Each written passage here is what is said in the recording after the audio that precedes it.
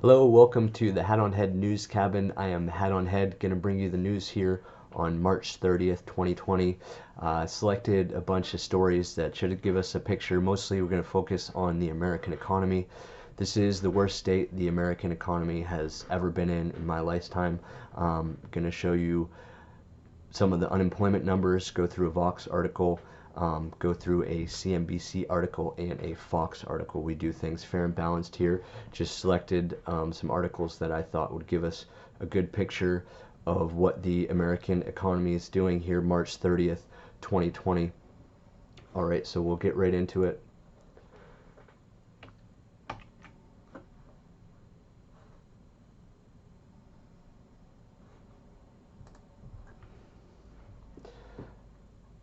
So I chose this article because it has some nice graphs, and it's just stunning to see. So basically, when we talk about what's going on right now, a lot of people are comparing this to 2008, 2009.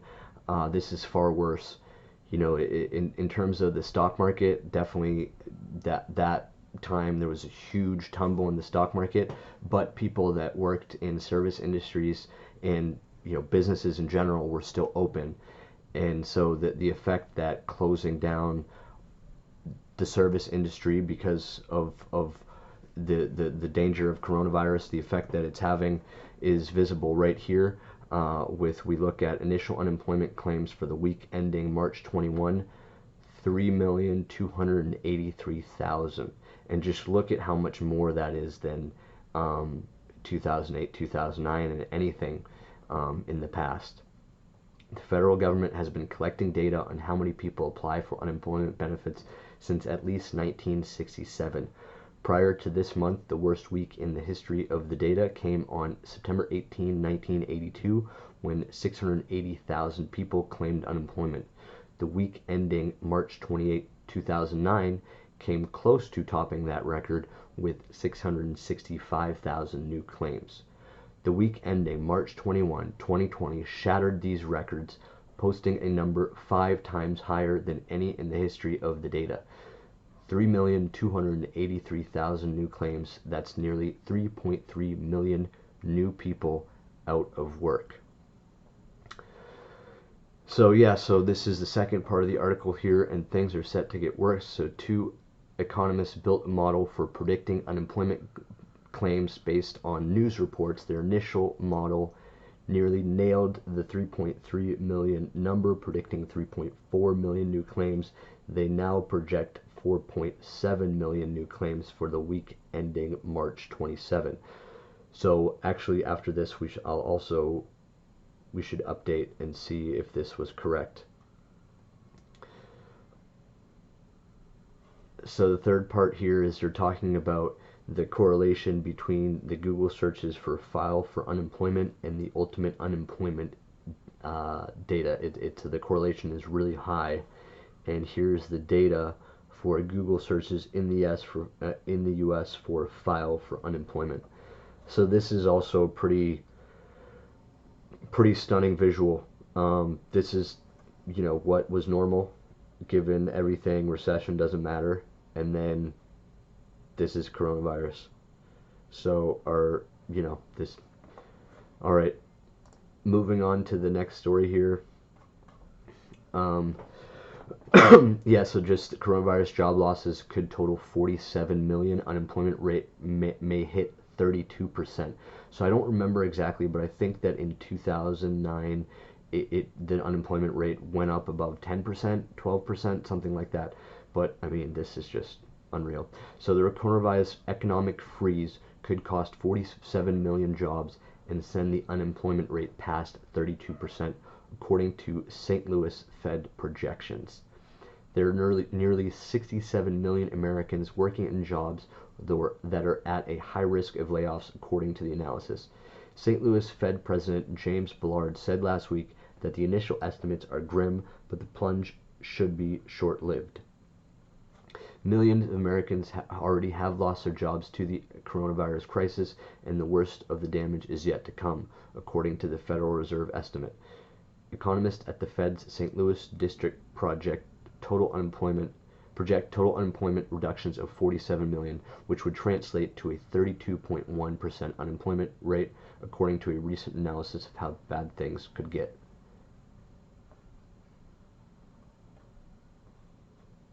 All right. All right, that's pretty much what I wanted to look at here is just this amazing 32% unemployment rate. So this is an article about, the tremendous opportunities that present themselves when there's so much change. So Larry Fink, CEO of the world's biggest asset manager, Blackrock, told shareholders that the economy will recover from the coronavirus pandemic, and when it does, there will be tremendous opportunities to be had.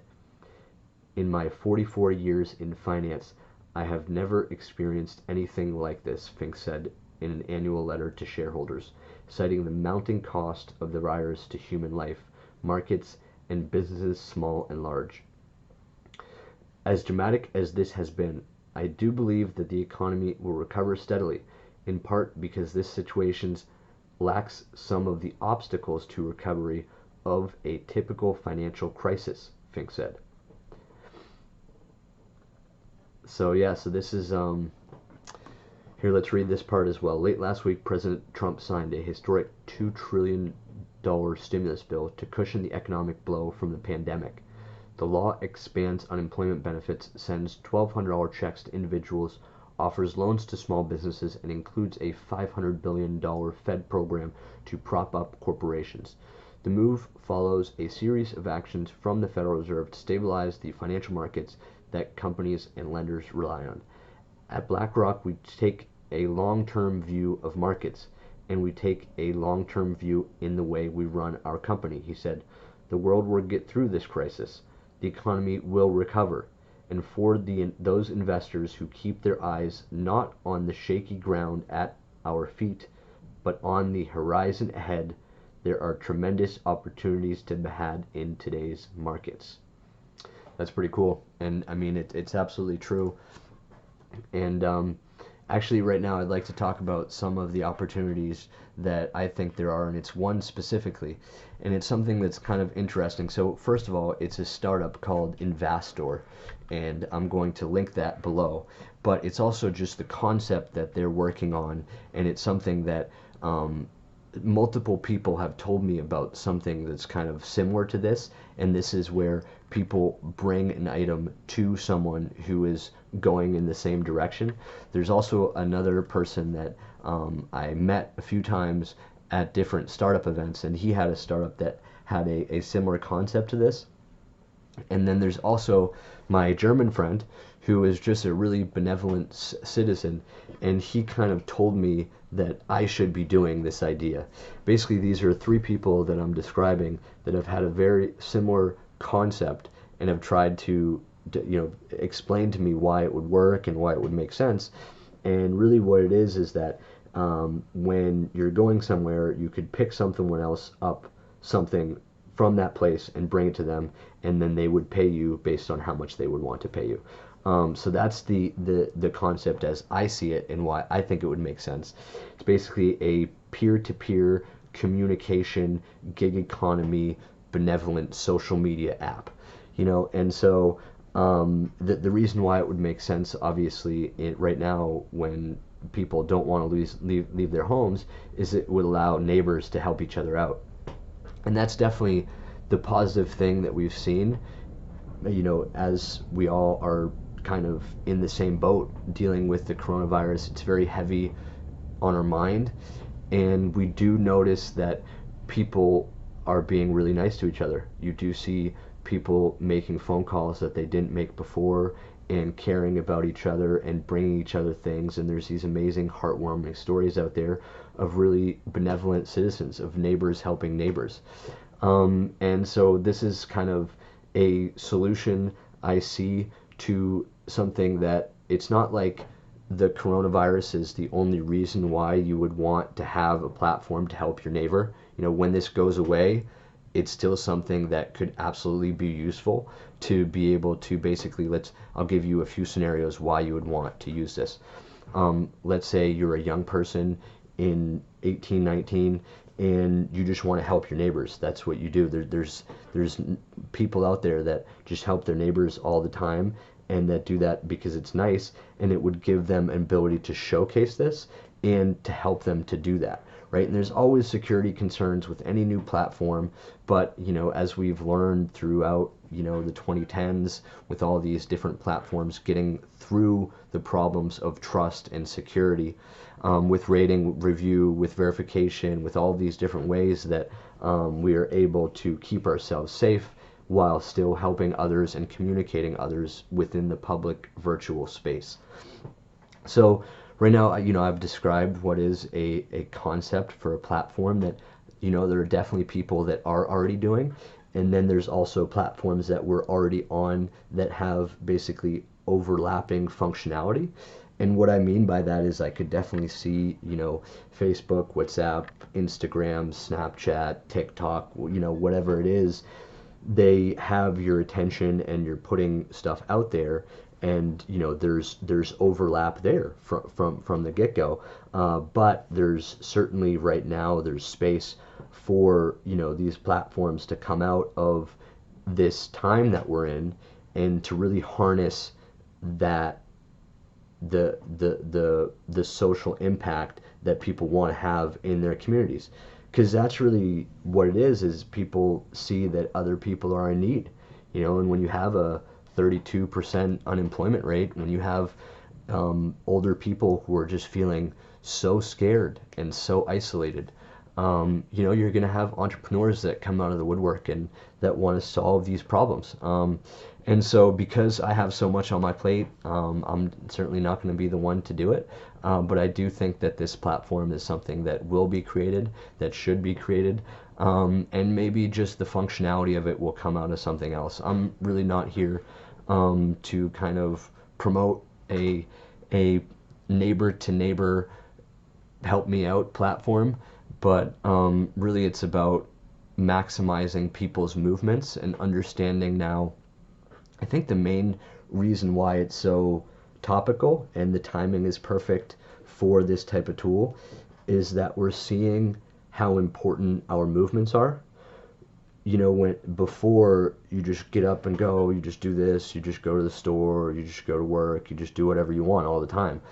And now we want to minimize our movements, and we kind of feel that each time we go out of our house, it's a risk or it's costly, and so the first part about it being a risk, well, that will kind of go away, once the world recovers from this, but the second part about it being costly, well, that won't, because movements cost money, and so that's why I think that there's tremendous opportunity for this tool, that again someone should create. Please go do it. No, I'm just kidding. But yeah, it's interesting to kind of look at the opportunities that are going to arise in the future, and that's what the Larry Fink there was talking about. So yeah, I'm just kind of going to end it with that. I gave you 3 articles, the Vox article talking about the unbelievable unemployment rate, and kind of why I think that the graphs there really showed that this is an absolutely unprecedented time. Then the second CNBC article was just about the 32% unemployment rate, which is just a staggering figure. And then we had Larry Fink just talking about, from Blackrock, how there's tremendous opportunity. And then for 10 minutes, I explained to you a tool that I think should be created. And, who knows? So anyways, thank you for joining me here at the Hat on Head News Cabin, where we have our eye on the future while keeping our hat on your head. Stay safe. Keep your hat on your head.